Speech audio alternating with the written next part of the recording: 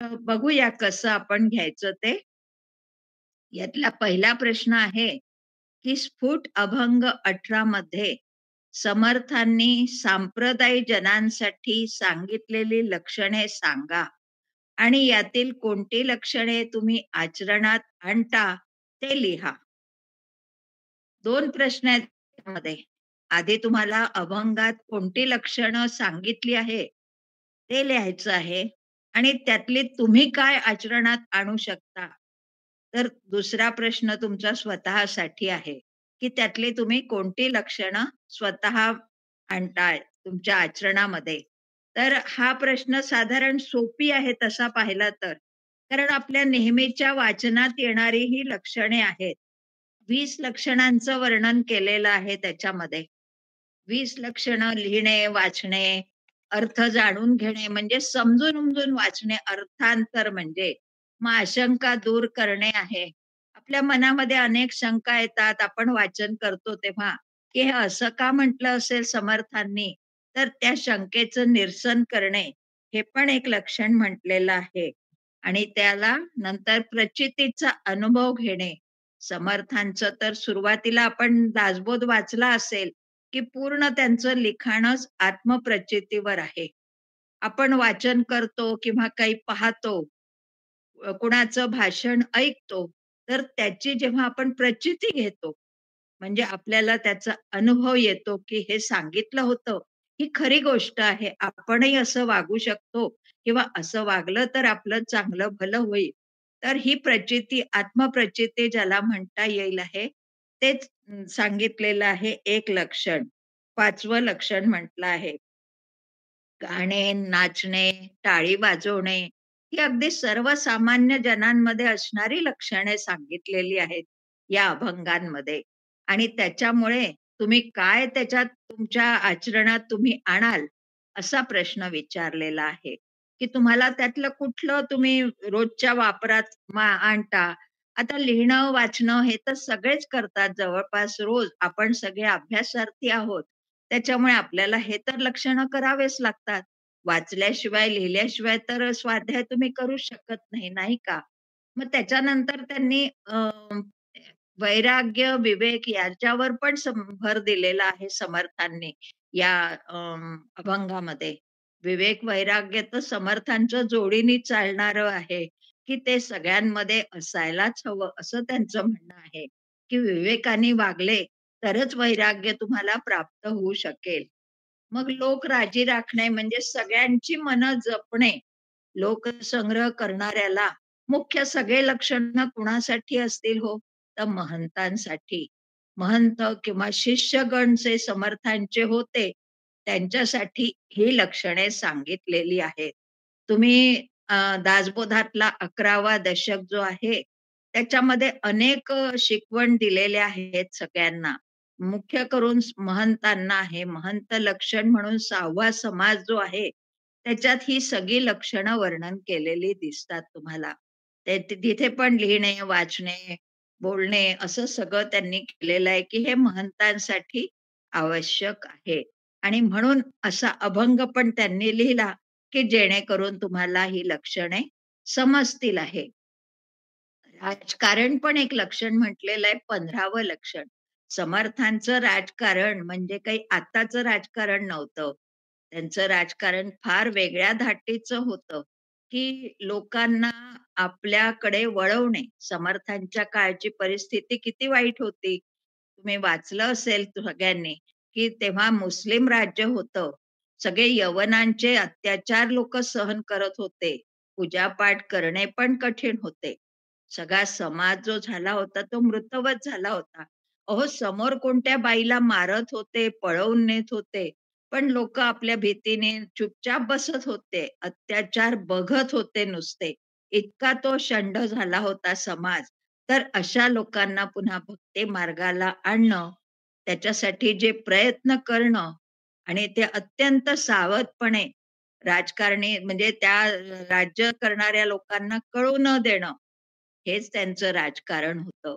सावधपण एक समर्थांची चतुसूत्रीतली ओवी आहे बघा, की मुख्य हरिकथा निरूपण, दुसरे ते राजकारण तिसरे ते सावधपण सर्व विषयी. चौथा अत्यंत साक्षेप. साक्षेप म्हणजे प्रयत्न करणे, दीर्घ उद्योग करणे. कारण लोकांना वळवणं इतकं सोपी नाही. त्याच्यासाठी सतत सातत्य हवं, प्रयत्न हवे. तरच तुम्ही लोकांची मनं राजी राखू शकता. तर अशा पद्धतीने ते राजकारण त्याला शब्द दिलाय त्यांनी. अव्यग्रता म्हणजे सतत कार्यरत राहणे. प्रसंग काळाचे जाणावा. प्रसंग प्रसंग जाणावा म्हणजे कसा प्रसंग आहे त्याप्रमाणे वागायचं. त्याला विवेक पण म्हणता येईल, की प्रसंगावधान राखणे म्हणजेच विवेक होय. आणि उदासीन वृत्ती हवी. म्हणजे कुठल्याही गोष्टीची आसक्ती नको माणसाला. की हे मला हवंच आहे असं नाही. मिळालं ठीक आहे, नाही मिळालं तरी त्या वाचून काही अडलं नाही पाहिजे. ही उदासीन वृत्ती झाली. आणि मग 19वं लक्षण आहे सर्वांशी समान वागणे.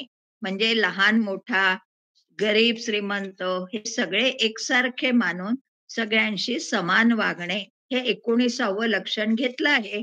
आणि 20वं लक्षण त्यांनी म्हटलंय की राम उपासना येथे लावी जना भक्ती रंगे. म्हणजे सर्वत्र राम उपासना करून लोकांना भक्ती मार्गाला लावायचं. आणि मग ते करायला काय केलं समर्थांनी, की ठिकठिकाणी मारुतीची देवळं बांधली आणि दीपमाळा लावल्या, कळस बांधले, धर्मशाळा बांधल्या, होमशाळा, धर्मशाळा, पुष्पवाटिका असं सगळं करून आणि लोकांना भक्ती मार्गाची गोडी लावली. रोज हरिकथा सांगायची, त्यांना त्याचं महत्व पटवून द्यायचं. असं सगळं हे वर्णन याच्यामध्ये आलेलं आहे. आणि म्हणून हे सगळे लक्षणं महंतासाठी पण आवश्यक आहे आणि आपल्यासाठी पण. आपणही यातली बरीच लक्षणं वापरू शकतो स्वतःसाठी. लोक राजी राखणे किंवा सर्वांशी समान वागणे वगैरे हे तर अगदी दैनंदिन जीवनातलं लक्षण आहे आपलं. उदासीन वृत्ती. आता आपण सगळे प्रौढत्वाकडे वळलेलो आहोत. त्याच्यामुळे संसाराविषयी उदासीन राहिलो, त्यातून आसक्ती कमी केली, तरच आपण परमार्थ मार्गावर वाटचाल करू शकतो. असं याचा आपण अर्थ घेऊ शकतो. तर असं हा पहिला प्रश्न आपण आपल्या मनाने पण तयार करू शकतो. थोडाफार तुम्ही दासबोधाचा पण आधार घेऊ शकता त्याच्यासाठी, म्हणजे मग तुम्हाला तो आणखीन छान लिहिता येईल आहे. दुसरा प्रश्न आहे, की श्री समर्थांच्या काव्यातून हनुमंताचा पराक्रम कसा वर्णन केला आहे?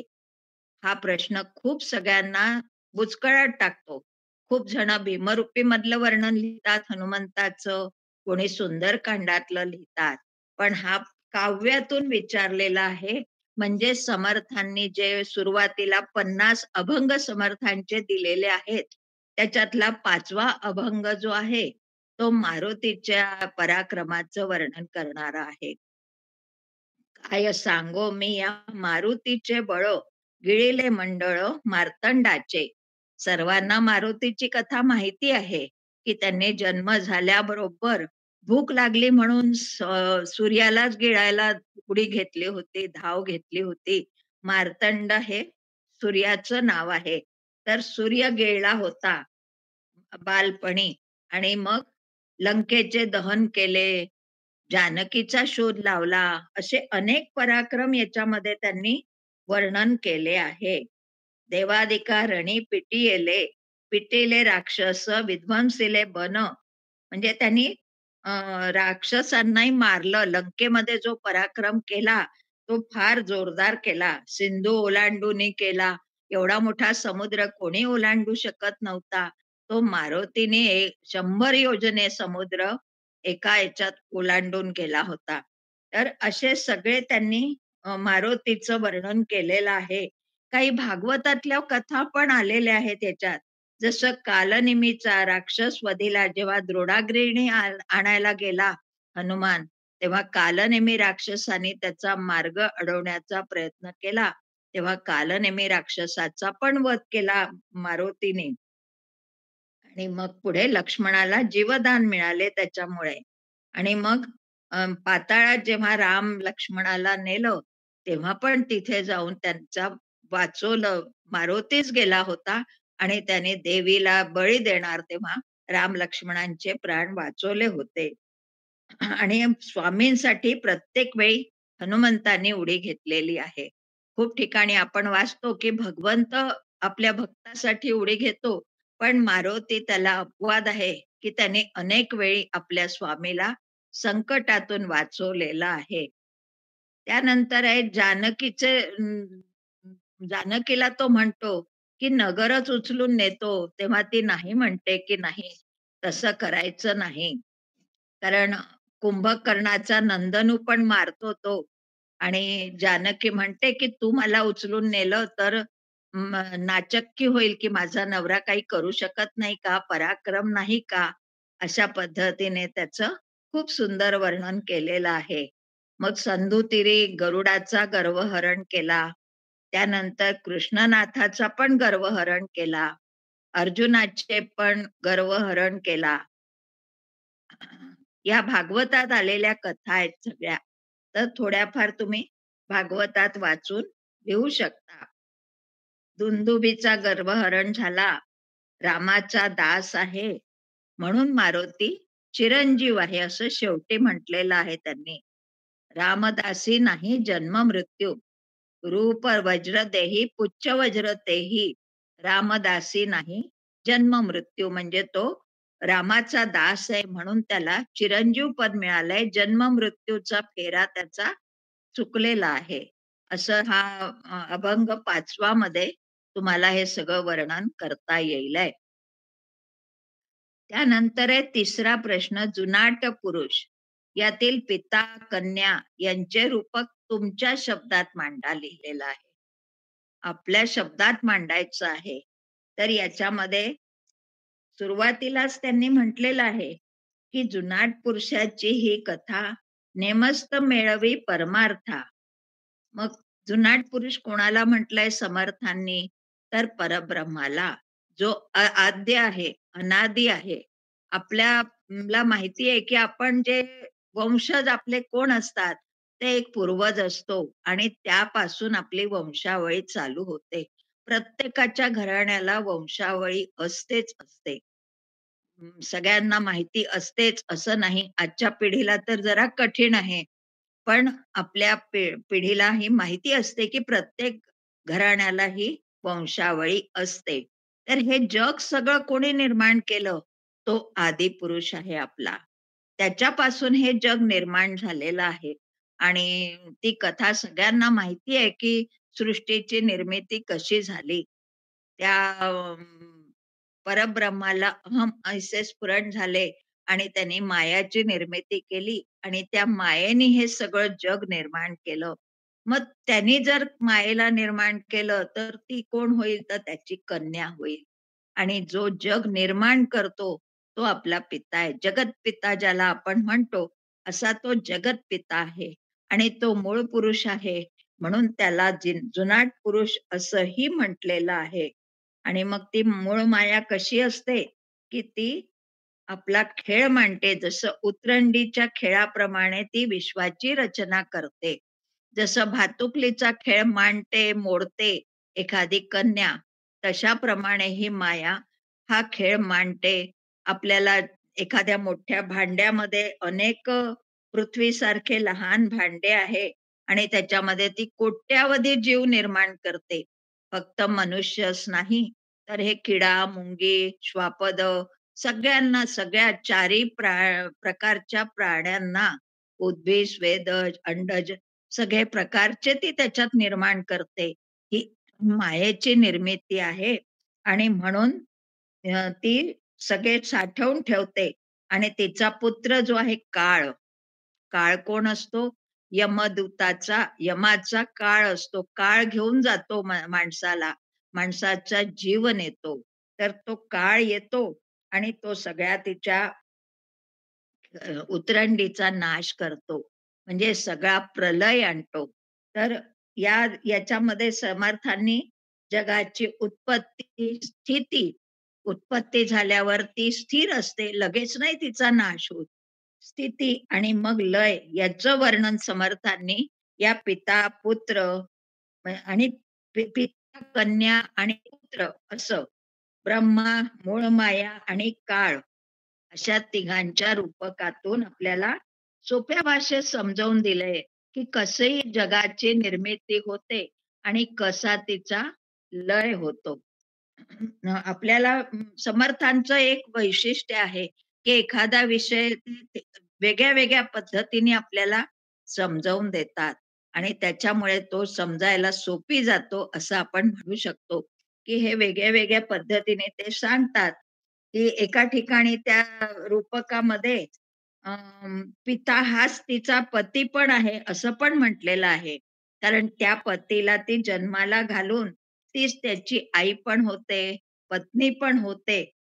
म्हणजेच हे सर्व जग काल्पनिक असून सोप्या भाषेत मायेचे माईक पण वर्णन केले आहे. मायेचीच निर्मिती आहे. तीच आई आहे, तीच कन्या आहे. तर तीच जननी आहे. तर म्हणून तिला वेगळी-वेगळी नावं दिली आहेत फक्त. जसं आपण एक स्त्री आहोत. तर स्त्री आपण सुरुवातीला कन्या असतो. मग लग्न होऊन आलो, की आपण पत्नी होतो. सून होतो कोणाची तरी आणि त्यानंतर आपल्याला मूल झालं, की आपण आई होतो, आजी होतो. आपण असतो एकच, पण आपली ही विविध रूपं, विविध नाती आपल्याला जुळल्या जातात. तर म्हणून ते असं मायेला वेगळी-वेगळी नावं दिली आहेत, की ती आई पण आहे, कन्या पण आहे. असं त्या रूपकातून समर्थांनी आपल्याला छान सोप्या भाषेत माया शिकवली आहे. अनेक ठिकाणी आपण बघतो, की ब्रह्म आणि माया हे समर्थांनी दासबोधात सुद्धा अनेक समासांमधून आपल्याला सोपं करून सांगितलेलं आहे. त्यानंतर पुढचा प्रश्न आहे, कुणाला काही अडचण तर नाही येत आहे? तुम्ही विचारू शकता अभ्यासार्थी. काही नाही समजलं समजा तर, की पुढे जायचं आपण? शेवटी विचारू आम्ही, शेवटी झालं की. बरं, ठीक आहे. चौथा प्रश्न आहे, समर्थक कवींना शब्दसृष्टीचे ईश्वर म्हणतात. हे विधान खुद्द समर्थांना कसे लागू पडते याचे विवेचन करा. आपल्या या पुस्तकामध्येच कवी म्हणून दिलाय, समर्थांचं कवी म्हणून वर्णन केलेलं आहे. आणि आपल्याला समर्थ रामदासांचे कवित्व म्हणून एक पूर्ण चॅप्टर घेतलेला आहे आणि आपल्याला माहिती आहे की दासबोधामध्ये सुद्धा कवीश्वर स्तवन असा एक समास आहे. त्याच्यामध्ये समर्थांनी कवींना शब्दसृष्टीचे ईश्वर म्हणून गौरवलेला आहे. तर आपण पाहतो की आपण जो या जगाची निर्मिती करतो त्याला आपण ईश्वर म्हणतो, नाही का? ईश्वराने हे जग निर्माण केलं आहे असं आपण म्हणतो. मग त्याचप्रमाणे जो शब्दांना जन्माला घालणारा कवी, याला पण आपण कवीश्वरच म्हणू शकतो, नाही का? की तो पण जन्मालाच घालतो आहे नवीन शब्द. समर्थांच्या वाङ्मयामध्ये तर आपल्याला अनेक नवीन शब्द ऐकायला, वाचायला मिळतात. त्यांनी कितीतरी शब्दांची रचना केली. खरं पाहता समर्थांच्या काळी कुठे शाळेत समर्थ गेले नव्हते. त्यांनी तर 12 वर्ष तपश्चर्या केली आणि लहान वयामध्येच घर सोडून आले. तरीही त्यांची निरीक्षण शक्ती, अफाट ज्ञान आपल्याला तो फायदाच होतो, नाही का? आपल्याला पण अनेक शब्द वाचायला लागतात, मिळतात त्यांचे. समर्थांच्या वाङ्मयामध्ये आपल्याला अनेक नवीन शब्द वाचायला मिळतात. त्यांची समर्थांची भाषा थोडी रुक्ष, खडबडीत असल्यामुळे त्यातील आगळे-वेगळेपण जाणवतो. अनेक ठिकाणी समर्थ कसे, जसं प्रयत्न कधी लिहिला नाहीये समर्थांनी. प्रयत्न म्हटलंय, प्रयत्न. झाले नाहीये तर झाले आहे. त्यांच्या तुम्ही असले असे शब्द वापरले आहेत समर्थांनी. धरडिली, चिरडिली, रागे असे उच्चारानुसार त्यांनी शब्दांची निर्मिती करून आपले काव्य खुलवलेले आहे. म्हणजे अर्थ तर बदलला नाहीये, पण शब्दरचना नवीन-नवीन दिसते, जी की आपल्याला कुणाच्याही काव्यामध्ये किंवा वाङ्मयामध्ये पाहायला मिळत नाही. आणि म्हणून त्यांनी आपल्या पण त्यांच्या अर्थामध्ये कुठे शुद्धाशुद्धतेचा विचार आणि भाषा गौरव याकडे त्यांनी दुर्लक्ष केलं आहे. अर्थ तुमच्यापर्यंत पोहोचणं जरुरी आहे, असं ते म्हणतात. त्यांनी त्याच्यामुळे खूप काना-मात्रा किंवा व्याकरण अगदी बरोबर असेलच असं नाही.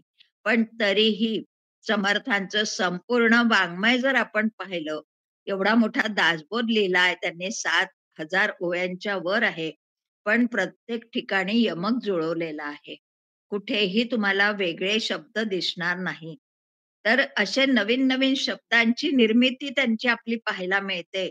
मानसपूजा तुम्ही वाचली आहे, अभ्यासली आहे मागच्या वर्षी. त्याच्यामध्ये पदार्थांचे वर्णन सुद्धा कितीतरी नवीन शब्द आहेत, की जे आपण कुठेही ऐकले नाही किंवा वाचले नाही. तर समर्थांचं हे शब्दांचं वैशिष्ट्य आहे, की आपल्याला ते शब्द निर्मिती त्यांची अनेक ठिकाणी पाहायला मिळते. त्यामुळे आपण समर्थांना शब्दसृष्टीचे ईश्वर असं म्हणू शकतो. त्यानंतर 5वा प्रश्न आहे, क्षेत्र मारुतीची कथा सांगा. समर्थांना त्या क्षेत्राला भेट दिल्यावर काय अनुभव आला? इथे पण तो प्रश्न आहे.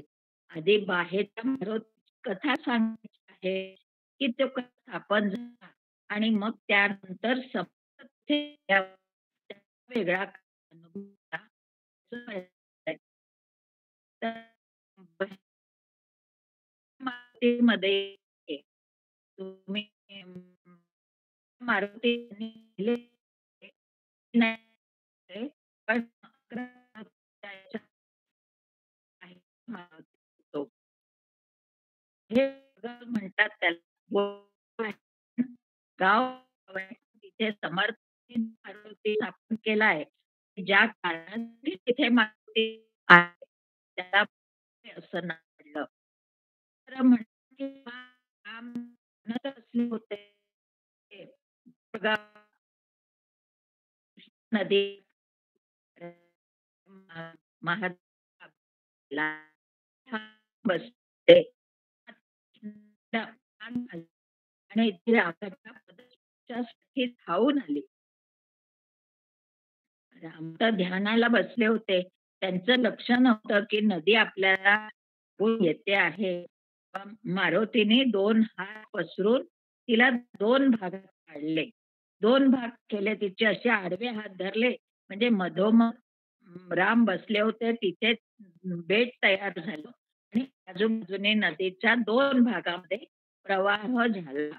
नाहीतर ती पूर्ण रामाला अंगावरून गेली असती. मारुतीला भीती होती म्हणून त्यांनी तसं केलं आणि ते हात पसरले होते म्हणून त्याचं नाव बाहे पडलं. बाहू पसरले होते म्हणून त्या ठिकाणचं नाव बाहू पडलं. मग समर्थ फिरत-फिरत समर्थ पायी सगळीकडे फिरायचे आणि ते त्या ठिकाणी गेले, तेव्हा त्यांना बेटावर शिवलिंग दिसतं. शिवलिंगाची पूजा रामाने केली होती म्हणून शिवलिंग दिसतं. रामाचं देऊळ पण दिसलं. पण हनुमंत त्यांना तिथे कुठेच दिसले नाही. तेव्हा मग त्यांनी हनुमंताला आवाहन केलं, की राम आहेत, हनुमान तर हवाच. आपण बघतो की प्रत्येक रामाच्या मंदिरात हनुमंत हा असतोच असतो. हनुमंताशिवाय राम राहूच शकत नाही. मग इथे हनुमंत कुठे गेले? म्हणून त्यांनी हनुमंताचं आवाहन केलं. तेव्हा त्या डोहातून त्यांना आवाज आला, "मी इथे आहे." हनुमंतांनी आवाज दिला त्यांना, की "मी इथे आहे." आणि तेव्हा समर्थांनी ती मूर्ती बाहेर काढली आणि तिची स्थापना 1652 मध्ये केली. तर काही वेळाने ती मूर्ती पुन्हा तिथून गडप झाली आणि पुन्हा डोहात गेली. तेव्हा समर्थांना समजलं, की असं का झालं? तेव्हा मारुतीने सांगितलं त्यांना, की "मला इथे नाही राहायचंय. तू चालला जा इथून." पण समर्थांनी ती मूर्ती पाहिलेली होती आणि समर्थाने स्वतः तशीच्या तशी मूर्ती तयार केली आणि तिथे स्थापन केली. 1600 केली. जिथे 11 मारुती आहे, त्या ठिकाणची मारुती मूर्ती समर्थाने केली आहे. चिखली, कोळी, पहिला तुमचा चुकीचा आहे. शेवटी केलेलं असे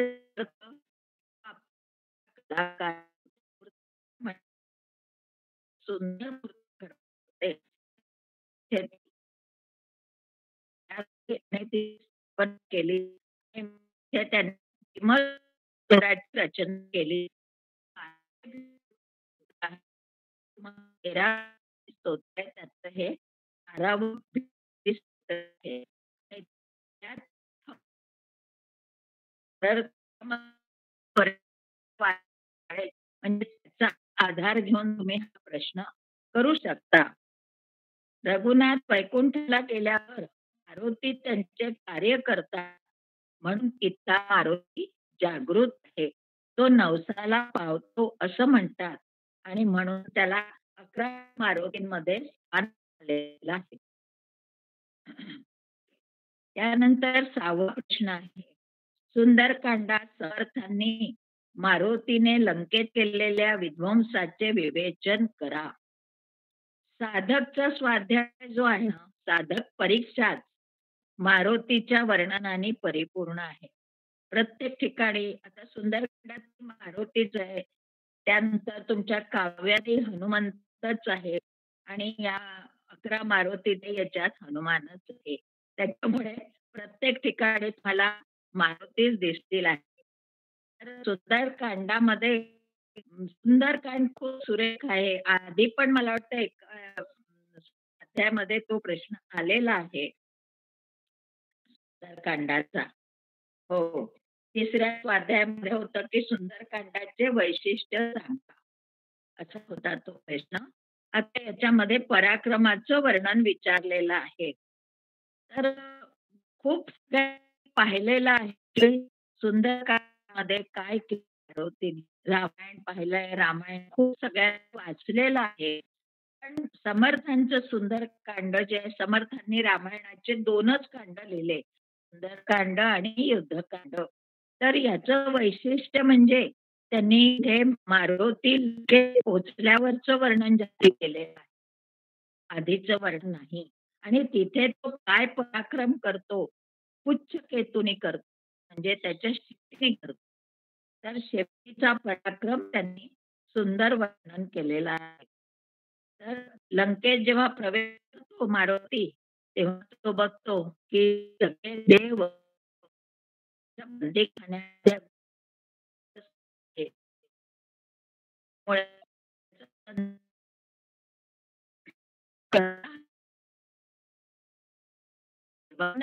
टाकलंय होणार ते. त्यामुळे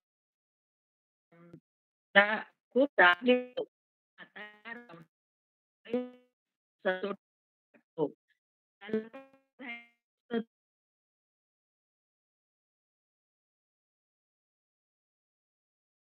पाहिजे शोध घेणार त्या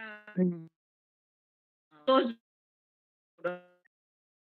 काय करतो मी दूर मी जे आहे ते जर तुझं काही म्हणून तो आपल्या करतो आणि मुळे त्यांनी आपल्या म्हणजे लांगुलच्या साह्याने सगळ्या लंकेमध्ये हाकार वाजवला.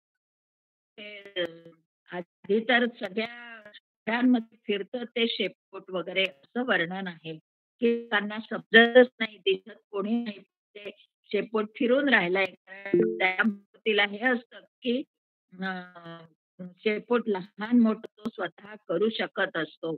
त्याच्यामुळे तो फिरत असतो. शेपूट येतंय, काय येतंय समजत नाही. लोक घाबरून जातात आणि मग आग लावायला सांगतो रावण जेव्हा, तेव्हा तो सगळ्या लंकेमध्ये सगळीकडे आग लावतो. काय झालं? आवाज नाही येत का बरोबर? तर असं सगळं ते वर्णन केलेलं आहे त्याच्यामध्ये. आणि मग मोहीम यशस्वी झाली मारुतीची. कारण त्यांनी सीतेचा शोध तर लावलाच होता आणि रावणाला घाबरवलं होतं. त्यांचं सैन्यबळाची पाहणी केली. त्यानंतर त्यांचं जे शस्त्रागार होतं त्याची पाहणी करून आला आणि म्हणून ती मोहीम यशस्वी झाली, यशस्वी ठरली. म्हणून त्या काव्याला सुंदरकांड असं नाव दिलं. समर्थांचे आदर्श दैवत असल्यामुळे त्यांच्या वाणीला तर भरते आलेच होते, म्हणून त्यांनी याच्यात नवरसांची उधळण पण केलेली आहे, असं त्या सुंदरकांडाचं वर्णन तुम्ही करू शकता. त्यानंतर आहे 7वा प्रश्न. तुमच्या शब्दात विवेचन करा. ही ओवी घेतलेली आहे. केल्याने होत आहे रे, आधी केलेची पाहिजे. यत्न तो देव जाणावा, अंतरी धरिता पुरे बरे. ही ओवी साधारण वन्ही तो चेतवावा मध्ये आपण मागच्या वर्षीच्या काव्यामध्ये होती, ती ओवी घेतलेली आहे. तर अचूक प्रयत्न याला देव म्हटलंय समर्थांनी, की प्रयत्न हा देव आहे. कारण समर्थ हे प्रयत्नवादी संत होते.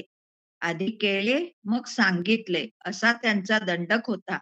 ते असे लेचेपेचे नव्हते, कारण त्याच्यामुळे त्यांना आत्मप्रचितीला, प्रयत्नाला ते जास्ती भर द्यायचे. त्याच्यावर भर होता आणि म्हणून त्यांना हा फार मोठा वाटत जो असतो, मी आता मग करीत राहिलो आपलं काहीही शकत नाही. आता हे केले आणि ते पण कधी केले म्हणतात, की जर प्रयत्न जप केल्यावर देव मिळतो. देव मिळाला असेच सोडून नवं करतो, करतो. काही अं, काही काही बोलतात. दे तर नक्की कार्य करताना तुम्ही काय चिवतो, तर यशरूपी देवता तुमच्या पायाशी लोळण घेईल. कारण तुम्हाला महत्वाचं आहे. नाहीतर आपण करू प्रयत्न आणि मी तर इतकं प्रयत्न केले तरी मला यश नाही मिळालं. का नाही मिळालं? तर आपण त्याच्यातले असतात, त्या पाहत नाही, की आपण कुठे चुकतो आहे. आपण जो करतोय कार्य किंवा प्रयत्न, तो बरोबर करतो आहे का? योग्य दिशेने करतो आहे का? त्याच्यात काही आपल्याला अडचणी येऊ शकतात का? हा सगळा विचार करून जर आपण योग्य दिशेने काम केलं, तर आपलं कार्य नक्कीच यशस्वी होईल आहे. त्याच्यात आणखीन समर्थांनी न्यायाला देव म्हटले आहे. जो न्यायाने वागतो, न्यायपूर्ण वागतो, तो देवरूपी असतो आणि जो अन्याय करतो त्याला राक्षसी क्रिया म्हटलं आहे. कारण चुकणं हे दैत्याचं काम आहे. दैत्य चुकाच करतात, म्हणून त्यांना राक्षसी क्रिया म्हटलेलं आहे. तर असा हा प्रश्न 7वा झाला. त्यानंतर 8वा आहे हा तुमच्या व्याकरणावर अवलंबून आहे. यमक, अनुप्रास हे अलंकार व्याख्या लिहून समर्थांनी या 2 अलंकारावर रचलेल्या प्रत्येकी 5 ओव्या लिहा असं म्हटलेलं आहे. मला वाटतं या पुस्तकात पण ही माहिती दिलेली आहे व्याकरणाची. तुम्ही वाचा तर तुम्हाला या आपल्या अभ्यासाच्या पुस्तकामध्ये हे दिलेलं आहे. तर याच्यामध्ये तुम्हाला यमक म्हणजे कवितेत चरणाच्या शेवटी किंवा अनेक अक्षरे पुन्हा पुन्हा आल्यास तो यमक अलंकार होतो. मी म्हटलं ना, की समर्थांचं साहित्य यमक जुळवलेलंच आहे. म्हणून ते यमक अलंकार होतो. आणि अनुप्रासमध्ये एखाद्या वाक्यात एकाच अक्षराची पुनरावृत्ती होऊन त्यातील नादामुळे जेव्हा त्याला सौंदर्य प्राप्त होते, तेव्हा त्याला अनुप्रास अलंकार म्हणतात. तर तुम्हाला या अभंगांमध्ये म्हणा किंवा समर्थांच्या इतर साहित्यामध्ये सुद्धा बरेच ठिकाणी तुम्हाला हे दोन्ही अलंकार मिळतील आहे. असं अभंग 4 मध्ये आहे. ऐसा नव्हे माझा राम. नव्हे नव्हे हा शब्द कितीतरी वेळा आलेला आहे. प्रत्येक ओवीमध्ये आलेला आहे आणि प्रत्येक ठिकाणी त्याचा अर्थ सौंदर्य निर्माण करतो आहे. मग 27व्या याच्यात पण आहे. कळेना, कळेना, ढळेना, ढळेना असं मनाच्या श्लोकांमध्ये सुद्धा तुम्हाला याचे उदाहरणं पाहायला मिळतील. तर असं 5-5 ओव्या लिहायच्या आहेत. खूप पूर्ण उतरवायचं नाही आहे. पुढचा प्रश्न आहे, की समर्थांची प्रभू रामचंद्रांच्या प्राप्तीसाठी तळमळ व्यक्त करणाऱ्या 5 रचना लिहा. रचना लिहा म्हटलंय इथे आता. तर सगळ्यांना माहिती आहे, की समर्थ जेव्हा अं, हे तपश्चर्या करायला टाकळीला होते. समर्थ 12 वर्षाचे असताना त्यांना रामाच्या दर्शनाची ओढ लागली आणि मला संसार करायचा नाही असं म्हणून ते लग्न मंडपातून पळून गेले आणि टाकळीला आले. 12 वर्षाचा लहान मुलगा नदीमध्ये 12-12 तास उभा राहून आणि तपश्चर्या करत होता. त्यांनी गायत्री मंत्राचं पुरस्चरण केलं. त्यानंतर रामनामाचा जप केला आणि तरीही राम भेटत नाही. तर अशा वेळी त्यांनी करुणाष्टकांची रचना केलेली आहे. अनेक करुणाष्टक आहेत. त्यातले आम्हाला उपासना आम्ही करतो त्याच्यामध्ये 8 करुणाष्टक आहेत आणि खूप सुंदर आहेत ते, की त्याच्यामध्ये त्यांच्या मनाची तळमळ मग त्याच्यातल्या तुम्हाला ओव्या शोधून लिहायच्या आहे, की कुठल्या ओव्यांमध्ये ती तळमळ तुम्हाला जाणवते. जसं एक आहे, की जळत हृदय माझे जन्म कोट्यानुकोटी मजवरी करुणेचा राघवा पूर लोटी तळमळ निवविरे राम कारुण्य सिंधू षडरिपू कुळ माझे तोडियाचा संबंधू. म्हणजे याच्यामध्ये माझं जळून राहिलंय कोट्यानुकोटी अनेक जन्मापासून तुझ्या दर्शनाची ओढ लागली आहे. तरीही माझ्यावर करुणा करत नाही असं ते तळमळीने रामाला म्हणतात आहे. तर अनेक करुणाष्टकांमधून त्यांना त्यांचा तुम्हाला सापडेल आहे. त्यांची तळमळ दिसेल आहे. आणि ज्यांच्या जवळ उपासनेचं पुस्तक नसेल तर तुम्ही Google मीटवर सुद्धा सर्च करू शकता, की समर्थांची करुणाष्टकं टाकली तर तुम्हाला ते सापडतील आहे. आणि मला वाटतं, की मागच्या वर्षी समर्थ बोधमध्ये करुणाष्टकांवर प्रश्न होते. त्याच्यामुळे त्याच्यात सुद्धा तुम्हाला करुणाष्टक सापडतील आहे. आता शेवटचा प्रश्न आहे आपला, की स्फुट अभंगातील अभंग क्रमांक 25च्या आधारे संत संगतीचे महत्व श्री समर्थांनी कसे व्यक्त केले आहे त्याचे विवेचन लिहा. सत्संगतीचे महत्व, संतांच्या संगतीचे महत्व तुम्हाला अनेक ठिकाणी पाहायला मिळेल आहे. अनेक साहित्यामध्ये तुम्हाला मिळेल आहे. कारण माणसाच्या जीवनामध्ये संगतीला अनन्यसाधारण महत्व आहे. जसं आपण पाण्याचंच बघू ना, पाणी आपण झाडांना घालतो. ते कडुलिंबालाही जातं, पण ते कडू होतं आणि तेच उसामध्ये गेलं तर गोडी निर्माण करतं. म्हणजेच पाणी एकच आहे, पण ते कोणाच्या संगतीत जातं आहे, त्याला पण महत्व आहे.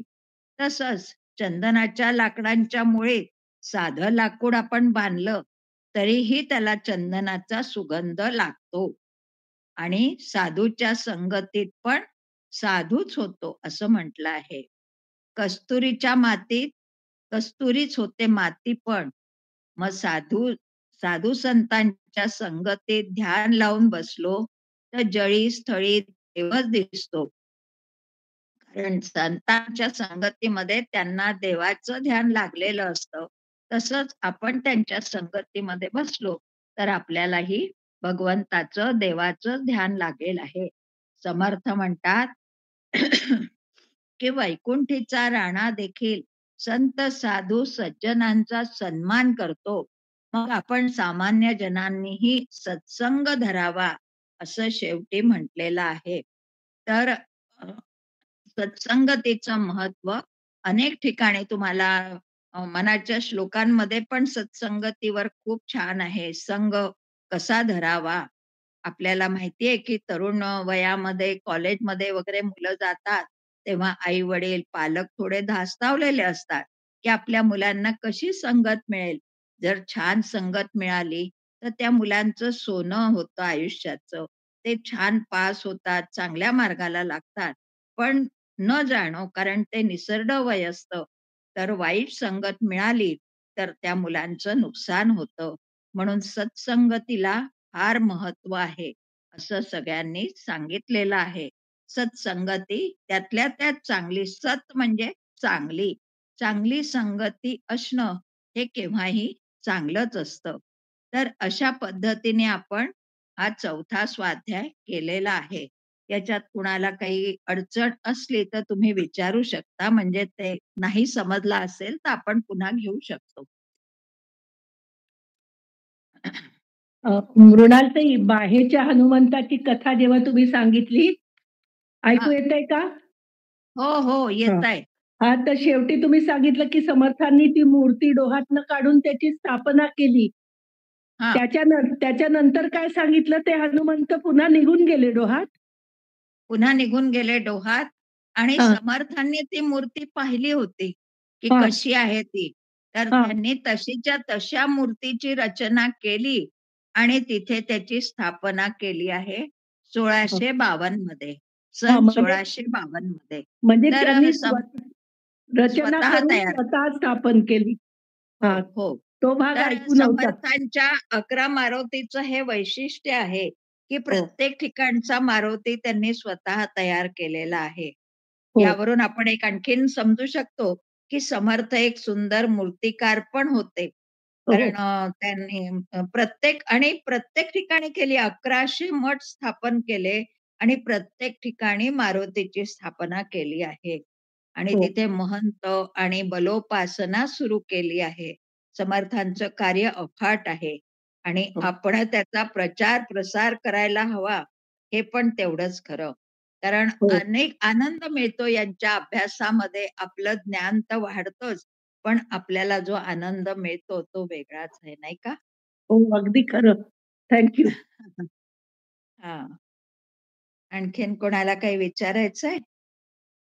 मला विचारायचं आहे, हां, पहिल्या प्रश्नामध्ये तो दुसरा हां. भाग आहे ना, की तुम्ही कोणते आचरणात आणता.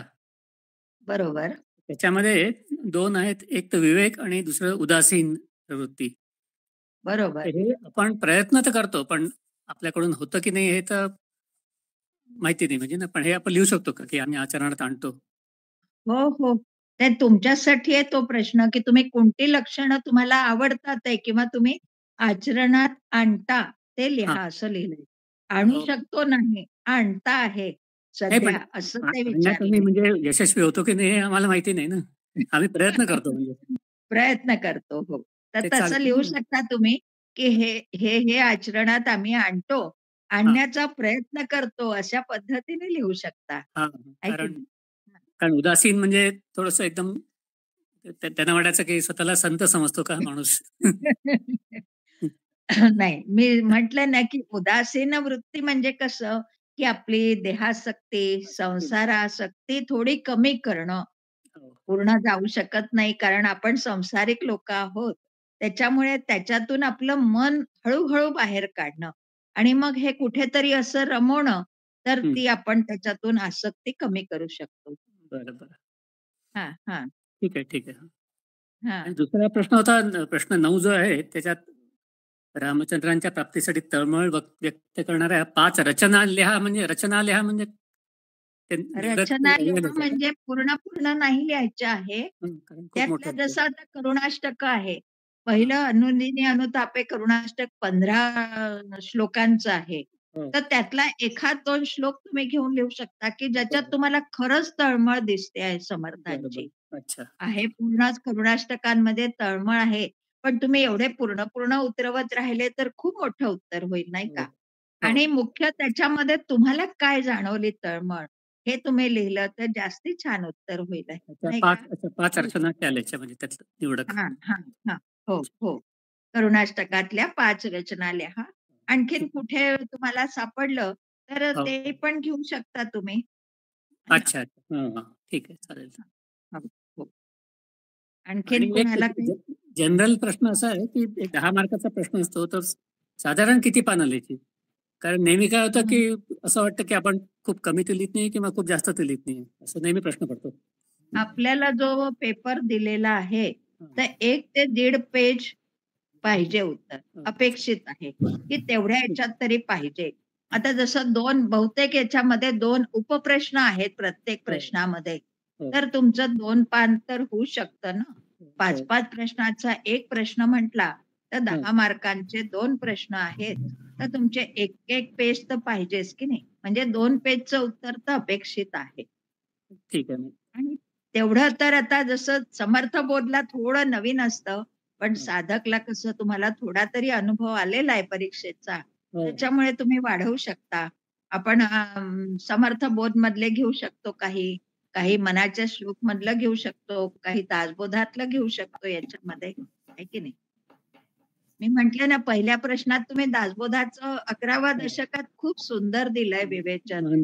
त्याच्यामध्ये तो 6वा समास तर पूर्ण महंतांसाठी आहे.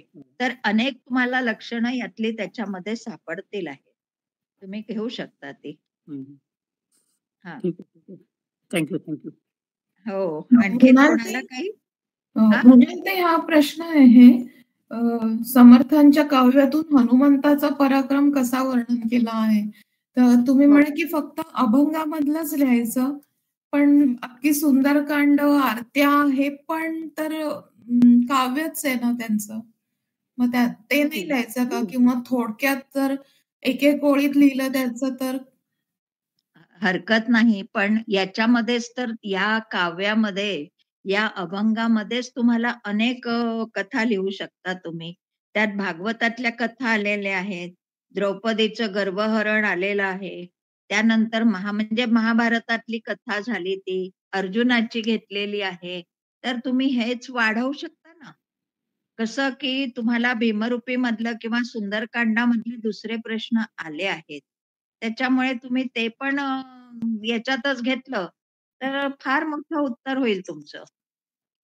एक तर सुरुवातीला तुम्हाला सूर्याला गिळणं वगैरे ती कथा तुम्ही घ्यालय, म्हणजे तेच तर उत्तर बरंच होतं. द्रोणागिरीचं आहे, मग पुन्हा कालनेमीला मारलं. अशा अनेक याच अभंगामध्ये अनेक कथा आलेल्या आहेत. त्याचं तुम्ही वर्णन केलं. गरुडाचा गर्वहरण केला आहे, अर्जुनाचा केलेला आहे. तर तुम्ही याच्यामध्येच तुम्हाला भरपूर उदाहरणं आहेत. त्याच्यामुळे तुम्हाला दुसरं काव्य घ्यायची काही आवश्यकता नाही असं मला तरी वाटतं. हो. कृष्णनाथाची कथा नाही माहिती काय आहे, बाकीच्या माहिती आहेत तशा. हो. कृष्णनाथाची थोडी मला आता मी पाहून नाही ठेवली आहे. मी टाकेन याच्यावर आपल्या मलाही तेच जाणवलं की ही नाही आहे आपल्याला म्हणजे ऐकलेली माहिती. बाकीच्या साधारण आपण ऐकलेल्या आहेत ना. ऐकलेल्या असतात, बरोबर. तर मी आपल्या ग्रुपवर टाकते, मला सापडली की. मी आता इथे लिहून नाही ठेवल्या गेली, त्याच्यामुळे मलाही आता आठवत नाहीये लगेच. नाही चालेल, काय हरकत नाही. हो. मृणालताई, आपला 5वा जो अंतिम पेपर असतो तो साधारण केव्हा टाकला जातो ग्रुपवर, म्हणजे तिकडनं केव्हा येतो? डिसेंबर मध्ये येतो का? हो, आता येईलच या याच्यामध्ये. आता येईल तुम्हाला पेपर. आलेला आहे असं मला वाटतंय. बरं, आलेला असावा. नाही आलाय अजून. नाही आला का? बरं. नाही, येईल मग आता. कारण डिसेंबर मध्ये साधारण सगळ्यांचे स्वाध्याय पूर्ण होतात. डिसेंबरच्या शेवटपर्यंत येईल तो. जानेवारी फरवरीच्या आत सोडवून पाठवायचा असतो आपल्या समीक्षकांकडे. आणि त्याचं मार्गदर्शन आम्ही करत नाही. तो अंतिम असतो ना. बरोबर आहे, अंतिम असतो ना. कारण त्याच्यामध्ये हे झालेलेच प्रश्न असतात. जनरली अभ्यास झालेला असतो. तर कुणाला अडचण असली तर तुम्ही फोन करून विचारू शकता, पण त्याचं वेगळं असं मार्गदर्शन करत नाही आम्ही. हो. हा. बाकी आलंय लक्षात? हो, चालेल. चल, बंद करायचं, 5 वाजले. मृणालताई, मला एक विचारायचं होतं. ह्याच्यातला 9वा प्रश्न आहे पहिल्या ह्याच्यातला. ब्रह्म असं नाही, ब्रह्म तसं नाही, तर त्याचं उदाहरणं देऊन लिहायचं आहे का? म्हणजे जसं पहिला निष्ठा स्वाध्याय नाही नाही नाही आपलं हे हा? अंतिम पेपर पहिल्या प्रश्नपत्रिका पहिली अंतिम पेपरची. अच्छा अच्छा हम्म. हो, उदाहरणं द्यावे लागतील ना. हा, तर जसं आता ब्रह्म निष्ठा कसं नाही, ब्रह्म हम्म. कसं नाही, कशासारखं नाही. एक दासबोधात समास आहे बघा. हो आहे ना. संवाद रूपाने आहे तो. आशंका नाम त्याच्यातच आहे उत्तर. पण हो. आता जसं हे लिहिलं की ब्रह्म निश्चळ, तर मग आपण व्यवहारातलं उदाहरण असं द्यायचं का?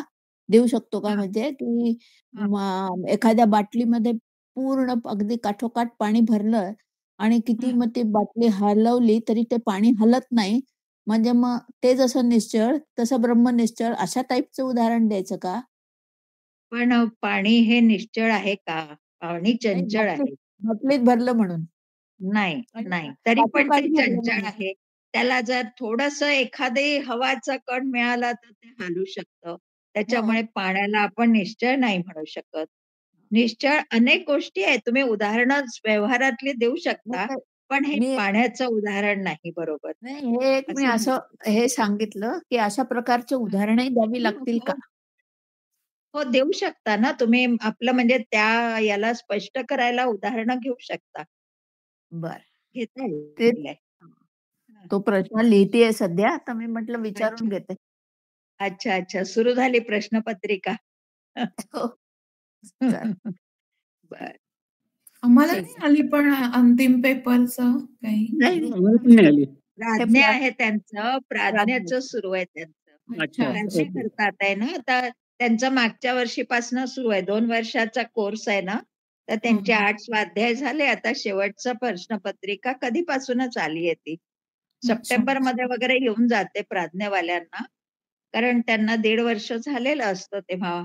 त्यांचे 6-7 स्वाध्याय झालेले असतात, तेव्हा येते ती. 2 प्रश्नपत्रिका असतात त्या. अच्छा. म्हणजे अशी उदाहरणं देऊन लिहायचं आहे. चालेल, हरकत नाही. हो हो, म्हणजे तुम्हाला विषय स्पष्ट करायला सोपी जाईल आहे. हो, है ना? पण मग उत्तर मोठं होतंय. 2.5-3 पान होते, नाही 2.5 पान. प्रत्येक पॉइंटला नका देऊ उदाहरणं. काही मुख्य घ्या. हं, प्रत्येक याला सिद्ध नका करा. घेऊ. हं, है ना? हं. बरं. निराकार कसं आहे, निर्गुण हं, कसा आहे, असे जे मुख्य आहे तेवढे घ्या. तेवढं बाकी घ्यायचं. नका घेऊ. बाकी याला उदाहरणं नका देऊ. ठीक आहे?